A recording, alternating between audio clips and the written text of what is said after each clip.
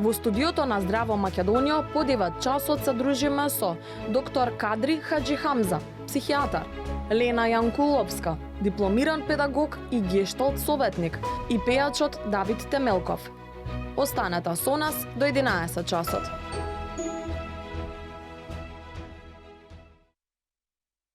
Часот и 10 минути. Ве поздравувам во овој дел од емисијата сите кои што подоцна се вклучувате на програмата на Канал 5 и се разбира ќе ве поканам да останете со нас до самиот крај, да го слушнете сите она кое што ќе го зборуваме со нашите денешни гости, со оглед на тоа дека навистина значени теми ќе опфатиме, ќе зборуваме малку и за музика, но се разбира нешто кое што е особено важно и актуелно во овој период, за жал, кај нас, и ќе се потрудиме да споделиме убави совети и препораки од нашите денешни гости. Но најпрво да посакам топло добре дојде и на Верче, мојата колешка која што ќе ме прави друштво во утро. Верче, здраво. Така е, Цецо, ти еве од рано наутро веќе не ги разбуди гледачите. Верувам дека така ќе остане до 11 часот. Ве поздравувам и јас од моје име. Верувам дека еве убаво започна денот. Денеска секако имаме сонце, среда, среќен ден и верувам дека ќе го задржиме вашето внимание до 11 часот, бидејќи навистина имаме убави гости со кои што ќе позборуваме на убави теми, сето она кое што тие професионално го работат, но секако ќе споделат и нешто од приватниот живот. Но како што е редот, Цеци, да си ги поздравиме уште еднаш, да посакаме топло. Така, посакаме топло добре дојде. Веднаш до мене е доктор Кадри Хаджихамза, кој што од неодамна е во пензија. Да. Имате малку повеќе време, но баш соодветно да ни одговорите на сите прашања кои што многу често ги имаме до вас. Добро утро и добро ни дојдовте. Добро утро, добро најдов. Како сте?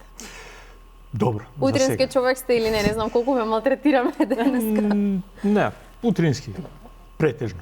Добро. Сега во пензија ми се услади малце подолго да спијам. Колку подолго?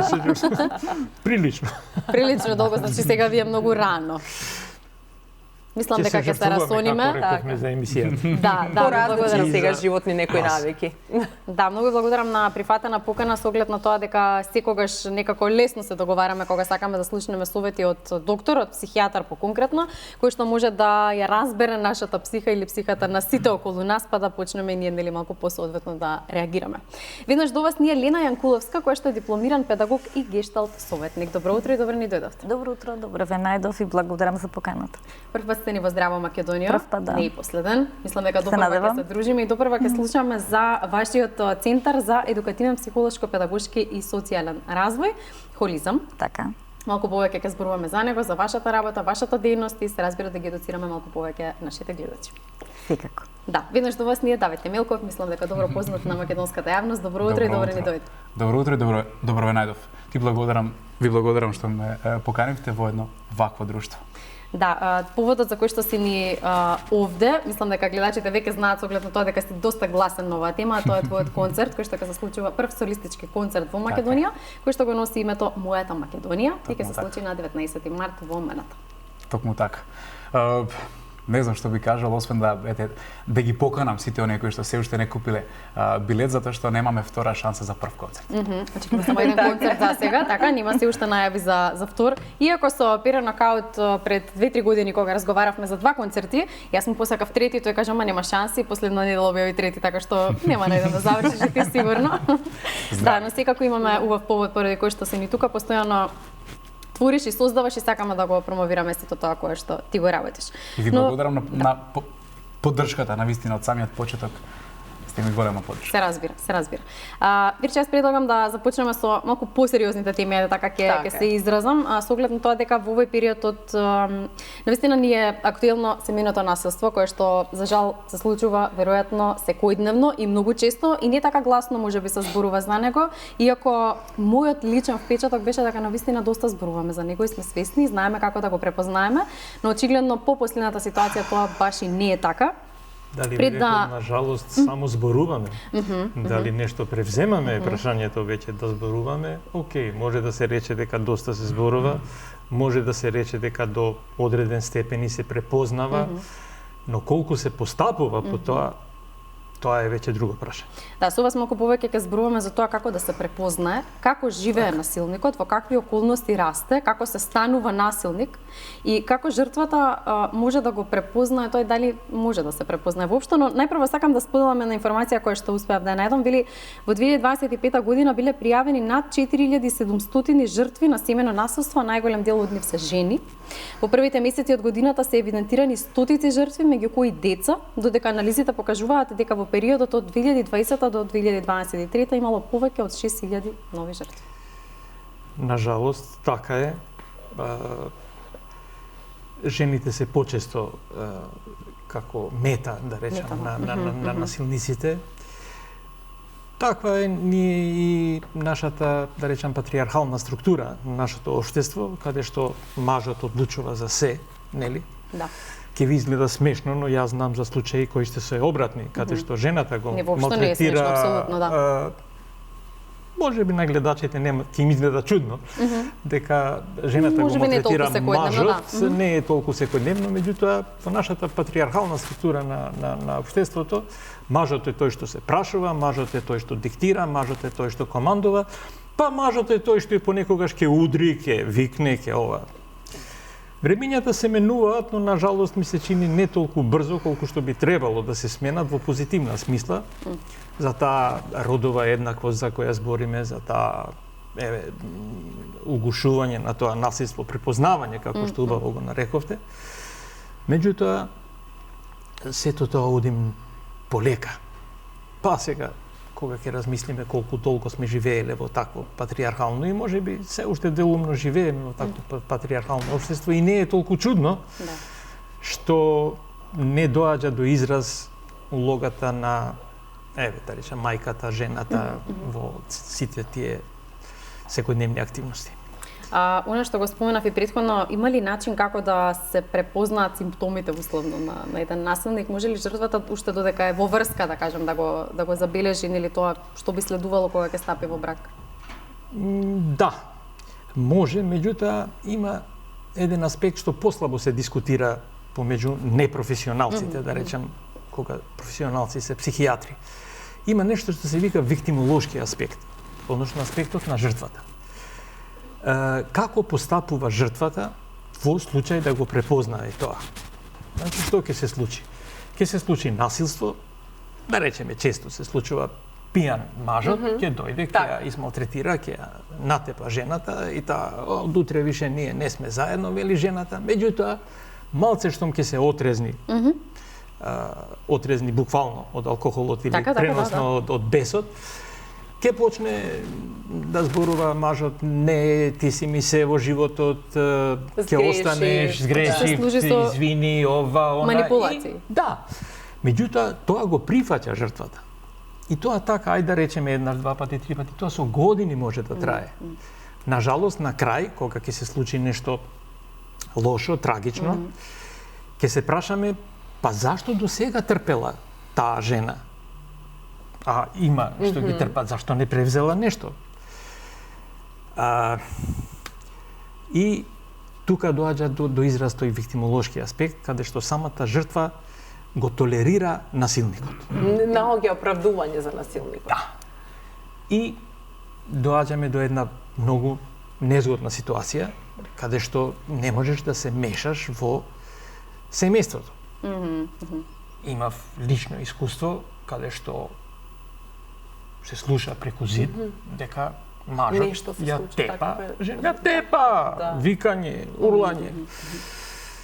И мојата сопруга ќе викнам полиција.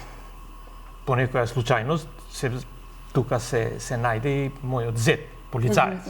Вика, немој да викаш. Зошто?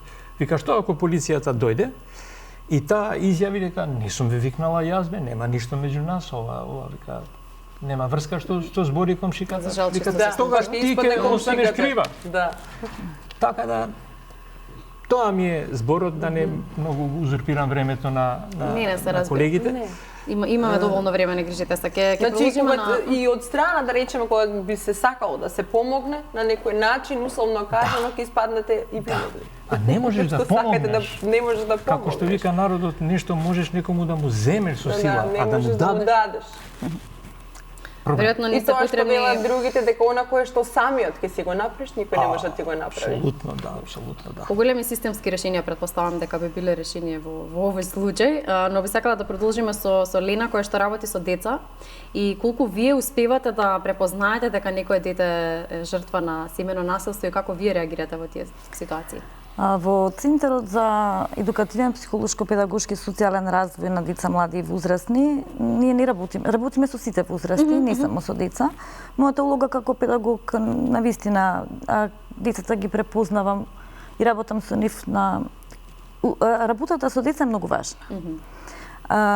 Почнувајќи од децата кои што трпат семено насилство, кои што имаат во нивното семејство семено насилство, дали е тоа кон нивната мајка, дали е кон нив директно, покажуваат, тие не изгледа да ги изразат со чувствата. Туку тие чувства ги пренесуваат преку однесување. Однесувањето е поинакво. Покажуваат срам, покажуваат страв, покажуваат, например, проблеми во училиште и агресија и слично. Сакам да нагласам дека покрај таа работа со деца, например, покрај тоа што работиме со овие дечиња кои што имаат, препознаваме дека има семено наследство во семејството, мора да се работи на нивната превенција. Значи, кај деца кои што нема семено наследство, да не се развие. Знаете, например, кај машките деца, многу често е тоа од дома уште ти треба да бидеш силен, треба да бидеш јак, нема да плачеш, немој да се однесуваш како плачко. Така да тоа понатака знае да се развие во една друга форма. Во гешталт пристапот со кој што ние работиме, секако користиме и други психолошки, педагошки методи. Работиме на таа превенција, на јакнење на нивниот личен развој, на емпатијата, на препознавање на чувствата. Кога тие ќе научат да ги препознаат чувствата и како треба да се однесуваат со другите луѓе, е многу полесно и се развиваат понатака во една генерација добра.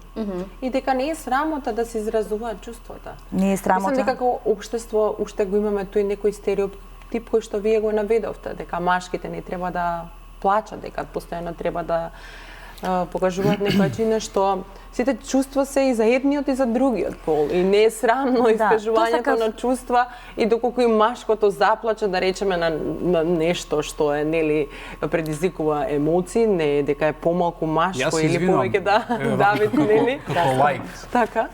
Како необразуван, нели, како непрофесионалец во делот на педагогијата и психологијата, би поставил одно прашање према вас. Дали си поголем маж доколку ги криеш емоциите или доколку имаш храброст да ги покажеш? Доколку имаш храброст да ги покажеш, дефинитивно. Да. Дали си поголем маж доколку го напаѓаш послабиот или доколку имаш храброст да го заштитиш? Ова второто е дефинитивно одговор, меѓутоа се случуваат многу често и спротивните работи. Ние не ги искажуваме емоциите, не ги кажуваме, го потиснуваме бесот, негативните емоции и на крај се чудиме што ќе дојде до некоја експлозија на чувствата. Така. И ќе се повреди, конкретно мислам за темата, ќе се повреди себе си или другите. Апропо прашањето за колешката, ако ми дозволи да го надополнам овој, ние сме ги лечеле тие деца на клиника, на жалост. Едно од честите симптоми со кои детето сака да го покаже дека е повредено и само повредувањето. Значи физички ќе ти дојде и повредувано се сече со жилет. Повредувано е. Или со некој предмет без разлика. Да, со нешто остро. И сега првото прашање придеш зашто го правиш тоа? Дури многу подоцна дознаваш дека всушност тоа е тоа. Дека нема начин како да ги искаже емоциите и ги искажува со самоповредување.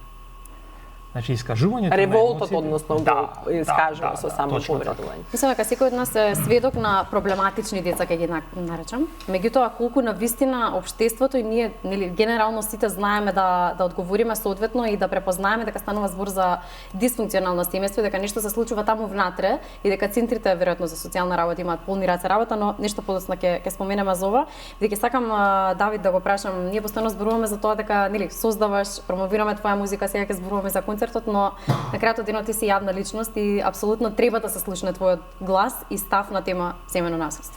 Драга, Цеце, јас би го одвоил целиот простор за оваа тема. Еве, искрено, по оваа тема ми е незгодно да било што зборувам за концертот. Затоа нека биде емисија посветена на оваа тематика. Концертот е нешто споредно моментално, така да, меѓутоа и музиката е лека за душа. Музиката е лека, Само што сакам да кажам. Има зошто да се врзува.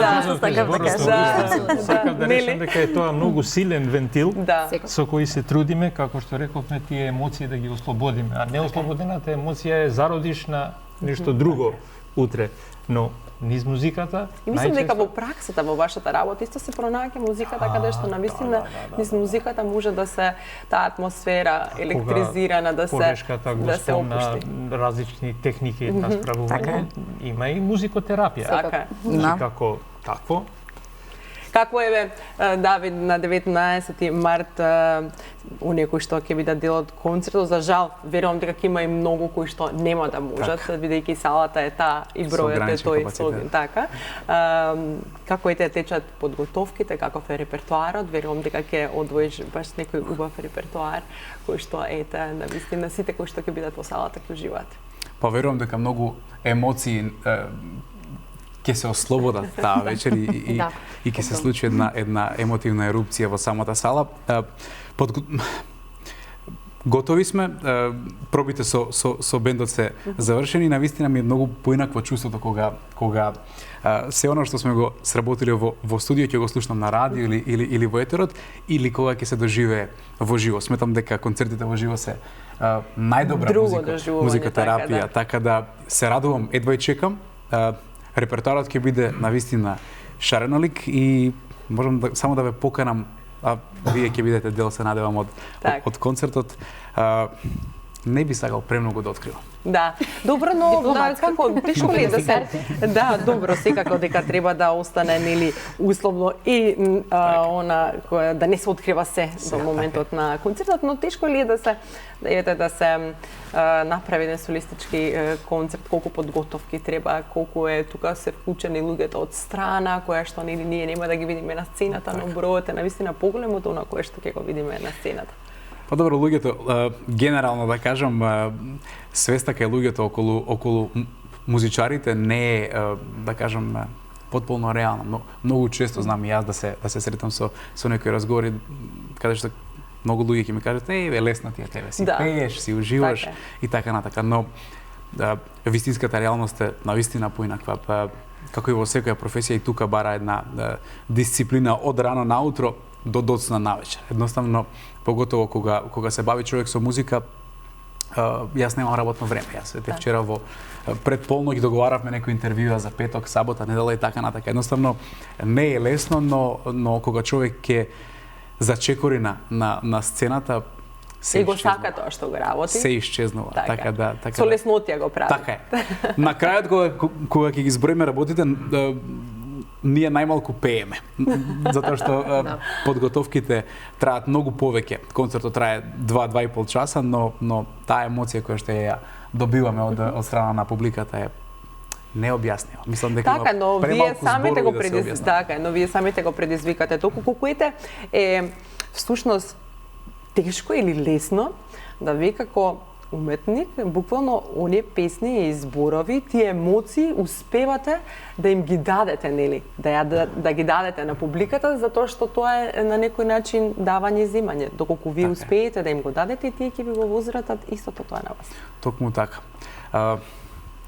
Емоцијата е, како да кажам, една нематеријална енергетска единица која што можеби не може да се измери, но е еден, да кажам, значаен фактор, поготово кога е музиката во прашање. Мене ми се случува со гласот во однос на менување на тонот и висината. Сам дека тука нели се има свое како ќе се пренесат одредени зборови, тоа музиката е голем патува, дар. Нели? Музиката е голем дар и сметам дека ние како луѓе кои што сме надарени да се бавиме со музика, имаме голема одговорност према ова општество и еве јас колку знам, колку умеам, се трудам тоа да го оправдам на некој начин. Така, но вистина може да биде лечобино. Верувам дека и докторите и педагогот се согласува со мене. Така. Да, добро. Давид, имаме многу прашања поврзани со концертот, само сакам да прашам колкава е одговорноста со оглед на тоа дека ти е прв солистички концерт во Македонија? Притисокот, стравот, тремата, не знам што ти се случува. Немам толку трема колку што имам желба, да кажам, во моментов да покажам се она што сме го направиле, но од друга страна не смеам да дозволам да таа желба ме изгори. Голема одговорност затоа што е тука домашна публика. Дома, затоа и прашувам. Самата сала е магична и публиката е поблиску. Но ќе кажам, фала на Бога, имав доста време да созреам на тој музички пат и само ќе кажам дека едва и чекам да дојде 19-ти. Така. Да. Баш пред малку сакам да кажам, мислам дека едва чекаш да дојде и да заврши. Добро. Лина, ќе се вратиме на она прашање кое што го спомнав пред малку, колку знаеме да препознаеме дека децата растат во некоја нефункционална средина. Во центарот работиме обично со креативни работилници со дечињата. Правиме и групни работилници, правиме индивидуални. Најчесто ги носат децата кај нас во центарот приметена некаква проблем во училиште, прилагодување во училишната средина, покажување на агресија кон братчето, кон сестричката. Ги препознаваме и работиме на ова. Сега се задржавме конкретно за дечињата, иако морам да кажам дека во центарот сме доста актуелни и со работата со жените. Во последно време правевме едни женски работилници кои што беа групни и беа тематски. Доста се работеше на многу актуелни теми, на улогите на жените, на тоа на нивните, да. Така да навистина е работата во нашиот центар е делотворна и за сите, морам да признам, работиме на превенција. На превенција од ова сега што го споруваме денеска конкретно семејното насилство. Меѓутоа, за да се стигне до тоа, треба сепак да се работи на личниот развој, на емоционалните вредности. Секако да има доста работа. Може да споменеме малку повеќе за холизам, за вашиот центар, што конкретно работите, кои се вашите целни групи и на кој начин помагате? Во центарот работиме со индивидуални и групни средби. Тоа се работилници кои што кажав дека се тематски. Работиме по гешталт метода, секако користиме и други психолошко-педагошки методи. Таму сме јас како педагог и гешталт советник и мојата колешка Кристина Илиевска, која што е лиценциран психолог и гешталт советник. Двете како еден тим, во индивидуалните средби работиме со поединачно со наши клиенти. Работата е со тоа што клиентите се јавуваат на закажан термин, доаѓаат, 1 час обично трае, услугата е многу достапна. Групните работилници ги објавуваме обично на социјалните мрежи, лицата се јавуваат, ги организираме и се е тоа за една добра благосостојба на населението. Обично сега ние работиме во кисела вода, во тој рејон го опфаќаме, иако имаме клиенти од секаде. Да. И од другите градови. Да, добро. Ќе позборуваме подоцна, ме интересира што значи холистички пристап, но таман размислете. Ќе продолжиме ќе продолжиме со докторот. Што можеме сите ние како општество да направиме за да никогаш не дојде до таков фатален исход како што дојде во последниот актуелен случај? Да, нажалост мислам дека малце можеме да направиме додека, како што рековте, не ја надминеме таа фаза на препознавање на проблемот и делување, да. Тоа ми беше следното, сака речам додека не ги средиме механизмите со кои ќе се делува кон тоа. Нажалост механизмите не се кај нас се ограничени, не се средени. Ние имаме теоријата, но ја немаме праксата. Што е голема дискрепанца во праксата, мислам во животот. Теоријата не вреди ништо додека не се докаже во пракса и обратно. И не се спроведува на дело. Праксата без теорија е слепа. Но теоријата без праксата е инертна, нема. Зборовите без делата? Да. Не вередат. Кажавте вие ваш личен пример, извинете што прекина, во кој што сте сакале да пријавите, но сепак ве посоветувале дека можеби џабе ќе го направите тоа доколку жртвата не признае дали што се случило и каже дека нема никаков проблем. Во овој случај знаеме дека од соседите нели кои што постојано пријавувале, и никогаш не се случило никакво решение. Мислам, навистина е страшен исходот до кој што дошло на крајот и освен законот нели што се друго кажуваат психијатрите, кажуваат докторите, што се можеби било во незината глава, зашто дошло до тоа? Што било во незината глава? Многу убава така формулација. Значи, во психијатријата постои правец, дел, кој се вика суицидологија. Делот кај што ги испитуваме самоубиствата. Некои работи се познати, поголемиот дел се непознати. Зошто? Затоа што велиме, ние можеме да влеземе во главата на потенцијалниот самоубиец, односно тој што се обидел и преживеал. Што се случува во главата на тој што се обидел и успеал, самоубиецот, тоа не можеме да го дознаеме, на жалост. Но можеме многу работи да предпоставиме. Што можеме да направиме? Многу тешко е да се одреди моментот кога човекот ќе се одлучи на оној најтежок чин, да си го одземе животот за да престанат маките. И дали тие маки се пропорционални?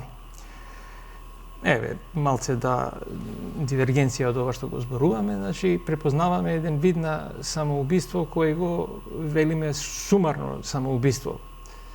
Што значи тоа? Тоа значи дека на крајот на билансно самоубиство, на крајот на животот имаме возрастни луѓе кои ќе дојде до крајот на животот и вели што сум направил јас. Билансот на животот излегува дека не е баш добар и ќе се самоубие. Повторно, на жалост, одам на времето на клиниката за токсикологија како консултант за да разговарам со една бабичка, да речеме, која се обидела да се самоубие. И сега, зошто велам нормално човечки, или како да ти кажам бе синко, вика, мојот маж е слеп. И јас, вика, треба да му помагам за сите други работи. А сама сум. Вика, имав само еден син, испадна после дека тој е посвоен. Вика, све што имав, вика, прокоска. И ме остави, вика, без ништо. И ја, вика, не гледам излез. Немокина било. Една од стратегиите на пристап во тоа, викам, добра, што ќе прави мажот? Вика, Господ да му е на помош, најдобро и тој да дојде со мене, да појде. Зошто го велам ова? Значи, ова го велам како еден влез, како еден пледоаје на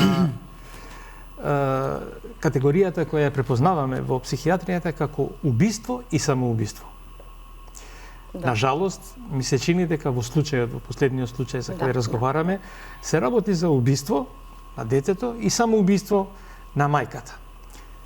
Гледам по социјалните мрежи, како што спомнавте, се коментираат разни работи, па детето немало избор, зашто да се одлучува за неговиот живот и така натаму и така натаму. И се е тоа окей, тоа е во ред. Меѓутоа, кога ќе се симнеме на една приземна, не толку теоретска, туку практична категорија, ќе видиме дека тоа се моменти кога многу не се размислува.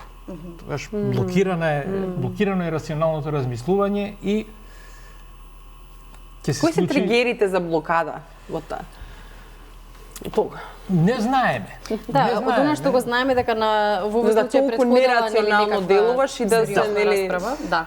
Но да не навлегуваме многу во овој случај со оглед на тоа дека допрва треба да се истражува и сето онако што го зборевме и за децата и дека нели сега предмет на истрага ќе биде и училиштето каде што можеле да препознаат дека нешто нели се случува и во најмала рака нешто да признаат. Јас би сакала сите да ве замолам да упатиме една убава порака до сите оние жртви на семејно насилство кои што за жал верувам дека ги има, нели како дел од нашите гледачи. Би сакала да упатиме нешто баш можеби стручно од вас и Давид како јавна личност која што апсолутно треба да го сподели своето мислење. Кој ќе каже прав? Ајде, доктор. На професионалците да им оставиме просто. Па мислам, од сето ова што до сега го зборувавме, произлегува дека искажувањето на емоцијата, па макар тоа колку и да било негативно, е првиот чекор кон разрешување на проблемот. Така. Или да бидам поедноставен, да се препознае проблемот е првиот чекор кон тоа да се реши. Мојот совет би бил, искажете се на некој близок, на некој и подалечен можеби, но искажете се, кажете дека имате проблем и можеби некој од тие што ќе им кажете го има клучот за вашиот проблем.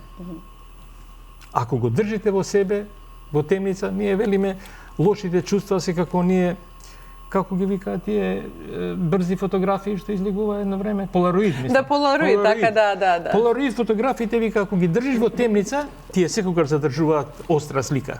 Меѓутоа, извадите ги на сонце и тие многу брзо ќе се загубат. Така, да.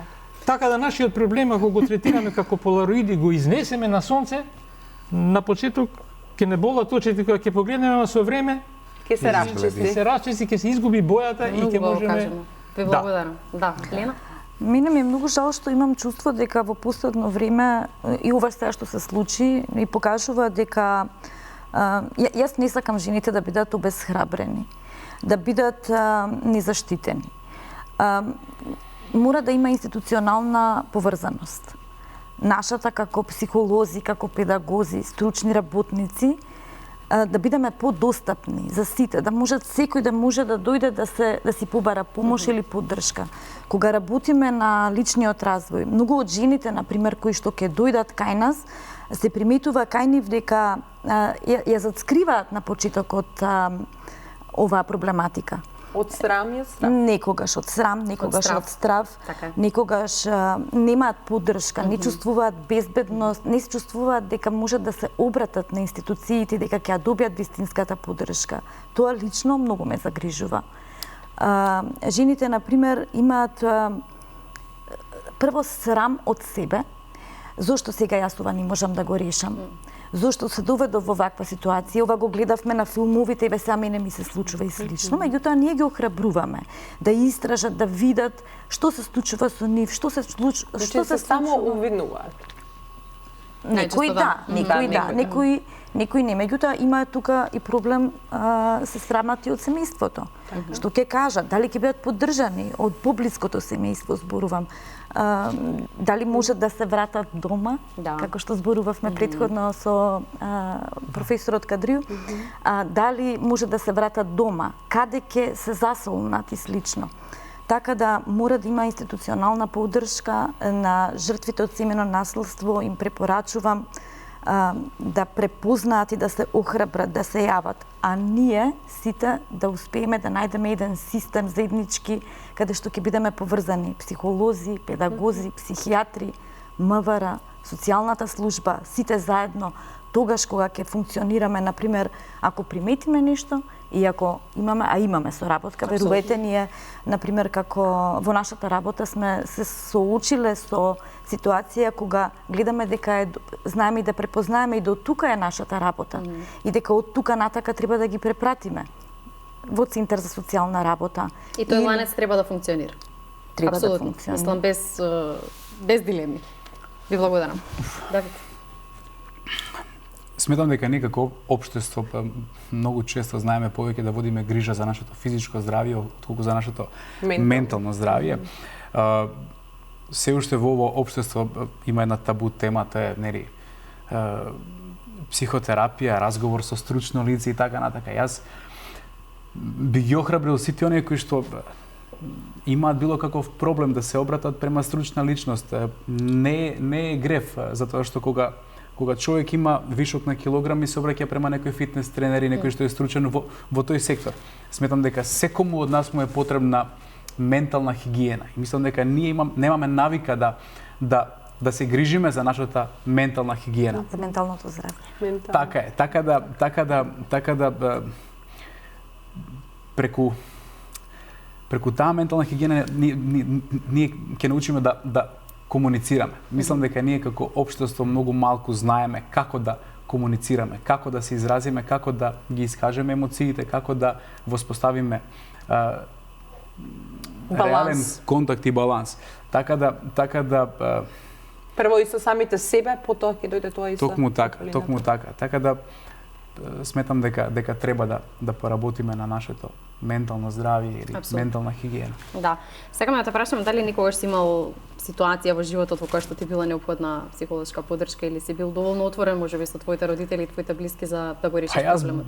можам само да се заблагодарам на Бога што имам прекрасно семејство и секогаш сум можел да разговарам со нив и Отворено да за себе. токму така. Можам да кажам дека имам еден благослов што мојата менаџерка е магистар по психологија, па многу Браво. често знаеме да разговараме, да анализираме теми, да ми помогне во некои размислувања, така да ете од таа страна можам да кажам дека имам некој благослов, затоа би ги охрабрил сите оние кои што имаат потреба. Не е грев да се разговара за проблемите кои што ги имаме. Кој нема денеска проблеми? Апсолутно. Сите ние ги имаме. Затоа не е тоа ништо страшно, не е никаква табу тема да се плашиме некому да му споделиме наш проблем. Така да слоевите е доста. Некако се плашиме да кажеме на глас и да побараме помош се ние. Па живееме во едно сами. време на победници, каде што сите сме победници, сите сме на Инстаграм убави, на TikTok сме победници, имаме многу прегледи така натака, но всушност секој еден од нас има своји некои лични борби и проблеми. Не е срамота да ги споделиме со некој кој што И не е слабост ако се токму сподели така. Па јас напротив сметам дека тоа е Врвината и храброст и јачината, сила. Тоа е големината, да се некој согласувам. токму така. Баш да овој некој има пораки храброст да ги споделивте, ве сподели благодарам многу. Ќе направиме една кратка пауза со реклами, веднаш потоа се враќаме во студиото со нова енергија.